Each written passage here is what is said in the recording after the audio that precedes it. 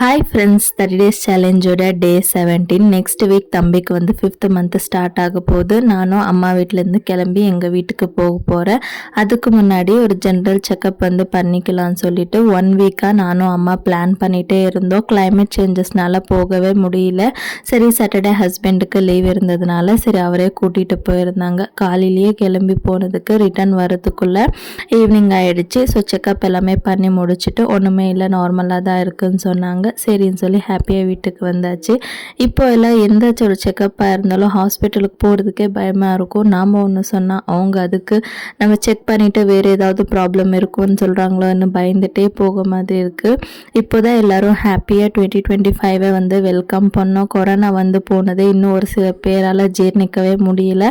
அதுக்குள்ளே இப்போ வந்து இன்னொரு வைரஸ் வந்து ரொம்ப தீவிரமாக பரவிட்டு இருக்குன்னு சொல்லி நியூஸில் சொல்லிட்டு இருக்காங்க. ஸோ எல்லோரும் பார்த்து கேர்ஃபுல்லாக இருங்க. வீடியோ பிடிச்ச லைக் பண்ணிவிட்டு சேனலை சப்ஸ்கிரைப் பண்ணிக்கோங்க.